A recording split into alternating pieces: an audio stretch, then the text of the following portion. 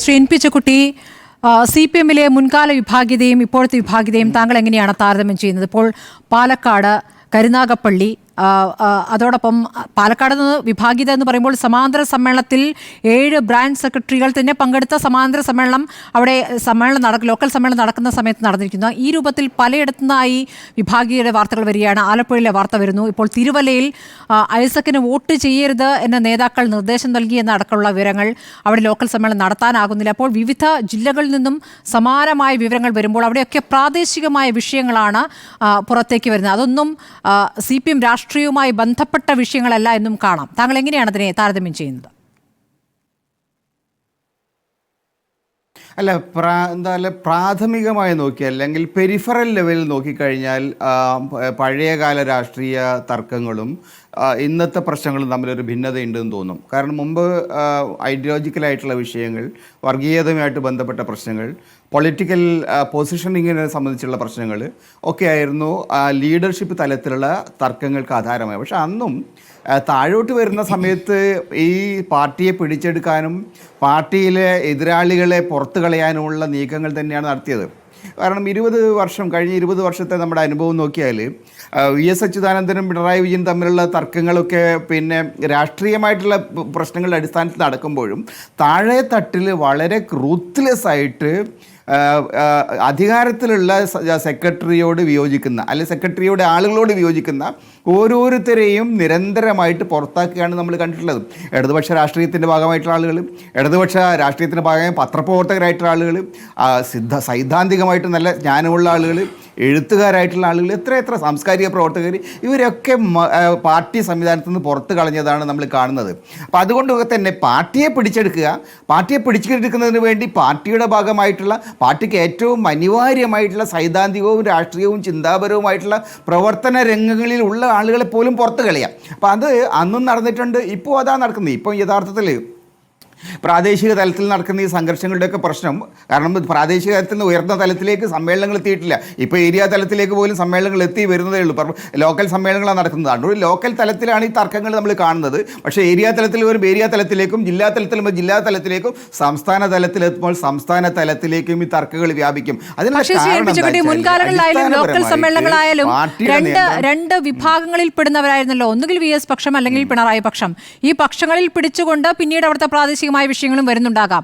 അങ്ങനെയായിരുന്നു. തലപ്പത്ത് 2 നേതാക്കൾ ഉണ്ടായിരുന്നു. ഇപ്പോൾ അതില്ല. ഈ പാർട്ടിയിലെ അടിത്തറയിൽ നടക്കുന്ന ഈ പാർട്ടിയുടെ അടിത്തറയിൽ നടക്കുന്ന പ്രവണതകളെ അത് വിശാലമായി നോക്കിയാൽ പാർട്ടിയിൽ ഇന്ന് നിലനിൽക്കുന്ന അധികാരശക്തികളും അതിനോട് വിയോജിപ്പുള്ള ആളുകളും എന്ന് ഒരു ബ്രോഡായിട്ടുള്ള ഡിവിഷൻ കാണുന്നുണ്ട് എനിക്ക് തോന്നുന്നത്. ഇതിനിൽ വിയോജിപ്പുള്ള ആളുകൾ, നിലനിൽക്കുന്ന സംഗതികളെക്കുറിച്ച് എതിർപ്പുള്ള ആൾ, അതുകൊണ്ടാണ് പാർട്ടിക്കകത്ത് അഴിമതി അല്ലെങ്കിൽ പാർട്ടിക്കകത്ത് വ്യക്തിഗതമായിട്ടുള്ള ദോഷങ്ങൾ, പിന്നെ നേതാക്കന്മാരുടെ അഴിമതി, അവരുടെ വ്യക്തിദോഷങ്ങൾ, ഇതിനെക്കുറിച്ചൊക്കെ റെസിസ്റ്റൻസ് വരുന്നത് പാർട്ടി ഇങ്ങനെയല്ല, ഇതല്ല പാർട്ടിയെ സംബന്ധിച്ചുള്ള ഒരു ഓൾട്ടർനേറ്റീവ് വിഷൻ, വ്യത്യസ്തമായ ഒരു അഭിപ്രായം അത് താഴെയുള്ള ഏറ്റവും സാധാരണക്കാരായ പ്രവർത്തകർക്കിടയിലും ഉണ്ട്.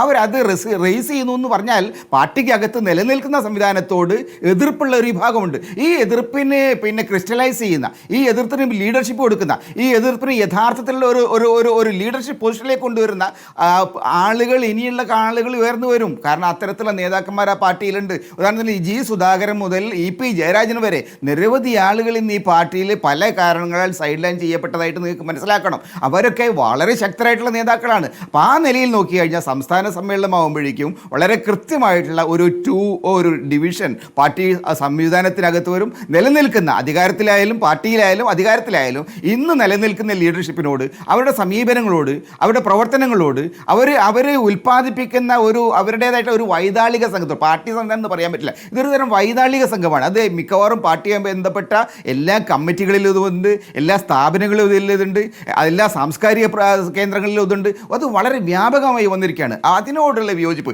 കുറേ കൂടി ഈ കമ്മ്യൂണിസ്റ്റ് പാർട്ടിയെ സംബന്ധിച്ചിടത്തോളം വ്യത്യസ്തമായ ഒരു നിലപാട് അതെടുക്കുന്ന ആളുകൾ വേറെയുണ്ട്. അപ്പോൾ അതുകൊണ്ട് അധികം വൈകാതെ ഈ വ്യത്യസ്തമായിട്ടുള്ള ഈ ഭിന്നമായ നിലപാടുകൾ, ഈ തർക്കങ്ങൾ കുറേ കൂടി ക്രിസ്റ്റലൈസ്ഡ് ആയിട്ട് ചെയ്തു വരും. ഒന്ന് രാഷ്ട്രീയമായിട്ടുള്ള എതിർപ്പായിട്ട് അത് വളർന്നു വരും എന്നാണ് ഞാൻ മനസ്സിലാക്കുന്നത്. സമ്മേളനം പോലും ചേരാൻ പറ്റാത്ത വിധത്തിൽ പലയിടത്തും പലയിടത്തും പ്രശ്നങ്ങൾ നടക്കുന്നു. അത് ലോക്കൽ സമ്മേളനങ്ങൾ, ഇപ്പോൾ ലോക്കൽ സെക്രട്ടറിക്കെതിരെ, കൊല്ലത്ത് ലോക്കൽ സെക്രട്ടറിക്കെതിരായ ആരോപണമാണ്. അങ്ങനെ ഒരു ആരോപണം വരുമ്പോൾ പരസ്യ പ്രതികരണത്തിലേക്ക് സ്ത്രീകളടക്കം വരുന്ന ദൃശ്യമാണ് നമ്മൾ കാണുന്നത്. അപ്പോൾ എങ്ങനെയാണ് അതിനൊരു പരിഹാരം കണ്ടിരിക്കുന്നത്? ആ ലോക്കൽ കമ്മിറ്റി അങ്ങ് പിരിച്ചുവിടുകയാണ് ചെയ്തിരിക്കുന്നത്. അതായത് പുറത്ത് ആരോപണം ഉന്നയിച്ചത് പുറത്ത് പറയേണ്ട പാർട്ടി രീതിയല്ല എന്ന് പറയാം, പക്ഷേ അങ്ങനെ ഉന്നയിച്ചവർ ഒരു ന്യായത്തിന് വേണ്ടിയാണ് നിൽക്കുന്നത്. അപ്പോൾ അവരെ അടക്കം ഒഴിവാക്കിക്കൊണ്ട് ഇനി ഭാവിയിൽ ഇതിങ്ങനെയാണ് പരിഹരിക്കാൻ പോകുന്നത്. പിന്നീട് ഈ ആരോപണ വിധേയം തന്നെ പിന്നീട് തലപ്പത്തേക്ക് വരുന്നതാണ് പലയിടത്തെയും കാഴ്ച. ഇപ്പോൾ PK ശശിയുടെ കാര്യത്തിലും അങ്ങനെ സംഭവിച്ചിട്ടുണ്ട്. നേരത്തെ ഒരു പാർട്ടിയിലെ തന്നെ ഒരു വനിത നൽകിയ പരാതിയുമായി ബന്ധപ്പെട്ട് ആദ്യം അല്പം മാറ്റി നിർത്തി, അത് കഴിഞ്ഞ് അദ്ദേഹം എവിടേക്ക് എത്തി? ജില്ലാ കമ്മിറ്റിയിലേക്ക് എത്തി അല്ലേ? ഇപ്പോഴാണ് PK ശശിയെ വീണ്ടും താഴ്ത്തി ബ്രാഞ്ചിലേക്ക് മാറ്റിയിരിക്കുന്നത്. അപ്പോഴും അദ്ദേഹം ഒരു പ്രധാനപ്പെട്ട ചുമതലയിൽ തുടരുന്നുണ്ടല്ലോ. അപ്പോൾ ഇതൊക്കെയാണ് പല ജില്ലകളിലെയും നമ്മൾ പരിശോധിച്ചാൽ അതിനൊരു സ്ഥിരം രീതി, ഒരു പാറ്റേൺ ഉണ്ട്. അല്ല, അത് തന്നെയാണ് സ്മൃതി ഞാൻ വിശദീകരിക്കാൻ ശ്രമിച്ചത്. അതായത് ഇന്ന് പാർട്ടിയിൽ നേതൃത്വത്തിലിരിക്കുന്ന ആളുകൾ, ഇന്ന് അധികാരത്തിലിരിക്കുന്ന ആളുകൾ, കേരളത്തെ ഭരിക്കുന്ന ആളുകൾ, പാർട്ടിയെ ഭരിക്കുന്ന ആളുകൾ, ഈ രണ്ട് വിഭാഗങ്ങളും ഒന്ന് തന്നെയാണ്. അവർ പാർട്ടിയെ നയിക്കുന്ന രീതിയോട്, അവർ പാർട്ടിയെ മുന്നോട്ട് കൊണ്ടുവന്ന രീതിയോട്, അവർ പാർട്ടിയിൽ നടത്തുന്ന ഇടപെടലുകളെ സംബന്ധിച്ച് വളരെ ശക്തമായിട്ടുള്ള വിയോജിപ്പ് താഴെ തട്ടിലുണ്ട്, നേതൃത്വ തലത്തിലുണ്ട്. നേതൃത്വ തലത്തിലുള്ള ആളുകൾ അത് പരസ്യമായിട്ട് പറയാൻ ഇപ്പം മടി കാണിക്കുന്നുണ്ടാവും. പക്ഷേ അടിസ്ഥാനപരമായിട്ടുള്ള ഈ ഭിന്നതകൾ നിലനിൽക്കുന്നുണ്ട്. അതുകൊണ്ടാണ് താഴെ തട്ടിൽ ഇപ്പോൾ സമ്മേളനം നടക്കുമ്പോൾ സമ്മേളനം നടത്താൻ കഴിയാത്ത വരുന്നത്. സമ്മേളനത്തിന് ആളുകൾ പിരിച്ചുവിട്ടുകൊണ്ട് നമുക്ക് തലവേദന വന്നാൽ തലവെട്ടി കളയുന്ന മാതിരിയാണ് അവരൊക്കെ ചെയ്തിരിക്കുന്നത്. അങ്ങനെ തലവെട്ടി കഴിഞ്ഞാൽ തലയങ്ങ് പോകുന്നു മാത്രമേ ഉള്ളൂ. ആളുകൾ BJPയിലോ കോൺഗ്രസിലോ ഒക്കെ പോയി ചെന്ന് ചെയ്യാറും. പക്ഷേ കമ്മ്യൂണിസ്റ്റ് പാർട്ടിക്ക് നിലനിൽക്കണമെങ്കിൽ പാർട്ടിയിൽ ആഭ്യന്തര ജനാധിപത്യം പുനഃസ്ഥാപിക്കണം. പക്ഷേ ഇന്ന് CPMനകത്തില്ലാത്തത് ഈ ആഭ്യന്തര ജനാധിപത്യം എന്ന് പറയുന്ന പ്രക്രിയയാണ്. വിമർശനം വേണം, അതേപോലെ തന്നെ സ്വയം വിമർശനവും വേണം. അതൊന്ന് നമ്മുടെ പാർട്ടിയുടെ സംസ്ഥാന ലീഡർഷിപ്പിന് അതില്ല. പാർട്ടിയുടെ ലീഡർഷിപ്പ് എന്ന് പറയുന്ന ആളുകൾ, അവർക്ക് പാർട്ടിക്കകത്ത് അവർക്ക് ഒരു ക്രെഡിബിലിറ്റി ഉള്ള ലീഡർഷിപ്പായിട്ട് ഉയർന്നു വരാൻ കഴിയുന്നില്ല. ഇതാണ് ഇന്നത്തെ പ്രശ്നം. അതുകൊണ്ട് തന്നെ ഈ വിഷയങ്ങൾ ഇനിയുള്ള നാളുകളിൽ കൂടുതൽ ശക്തമായിട്ട്, കൂടുതൽ ഗുരുതരമായിട്ട് ഒരു വലിയ ഭിന്നിപ്പിലേക്ക്, ഒരു പൊട്ടിത്തെറിയിലേക്ക് പാർട്ടിയെ നയിക്കും. അതെങ്ങനെ അവസാനിക്കും എന്ന് നമുക്കിപ്പോൾ പറയാൻ കഴിയില്ല. പക്ഷേ ഗുരുതരമായൊരു പ്രതിസന്ധിയിലേക്ക് പാർട്ടി പോവുകയാണ്. അതിൻ്റെ പ്രധാനപ്പെട്ട ഉത്തരവാദികൾ ഇന്ന് ഈ പാർട്ടിയെ നയിക്കുന്ന അവസരവാദവും വ്യക്തി താല്പര്യങ്ങളും മുന്നിൽ വയ്ക്കുന്ന ആളുകളാണ്. കണ്ണൂർ മുതൽ ഇത് കാണാം. കണ്ണൂർ മുതൽ എന്താ ഭീകരമായിട്ടുള്ള വിഷയങ്ങളാണ് കണ്ണൂർ സംഭവിച്ചുകൊണ്ടിരിക്കുന്നത്. കണ്ണൂർ അടക്കമുള്ള വിവിധ ജില്ലകളിൽ, പാർട്ടി ഏറ്റവും പ്രധാനപ്പെട്ട ജില്ലകളിലൊക്കെ തന്നെ ഈ സ്ഥാപിത താല്പര്യങ്ങൾ പാർട്ടിയുടെ പൂർണ്ണമായ നിയന്ത്രണം കൈയടക്കി. ഞാനൊരു ഉദാഹരണം പറയാം. 70കളിലും 80കളിലും ഞങ്ങളുടെയൊക്കെ കാലത്ത് ഏറ്റവും നല്ല നേതാവായിരുന്നു, സമുന്നതനായ കർഷക തൊഴിലാളി നേതാവായിരുന്നു, MLA ആയിരുന്നു CKP പത്മനാഭൻ. അദ്ദേഹം കഴിഞ്ഞ ദിവസം ഒരു TV ചാനലിനോട് പറയുന്നത് ഞാൻ കേട്ടു: പാർട്ടി എന്ന് തകർത്ത് കളഞ്ഞു, എന്ന് ഞാൻ രോഗിയായി, ഞാനത് മരണത്തിൻ്റെ വക്കത്താണ്, അതിന് ഉത്തരവാദി പാർട്ടിയാണ്. ആ നിലയിൽ പാർട്ടിയുടെ ഏറ്റവും സമുന്നതരായിട്ടുള്ള പ്രവർത്തകർ, ഏറ്റവും സമുന്നതരായിട്ടുള്ള ഏറ്റവും ഉന്നതരായിട്ടുള്ള പ്രവർത്തകർ, അവർ ഈ കാര്യങ്ങൾ തുറന്നു പറയുന്ന ഒരു അവസ്ഥ. അദ്ദേഹത്തെ എല്ലാ കമ്മിറ്റികളിൽ നിന്നും ഇപ്പോൾ ഈ സമ്മേളന കാലയളവിൽ അദ്ദേഹത്തെ ഒഴിവാക്കിയിരിക്കുന്നു. അതിന് പറയുന്ന കാര്യവും അദ്ദേഹത്തിന്റെ അനാരോഗ്യം ആണ് എന്നുള്ളതാണ്.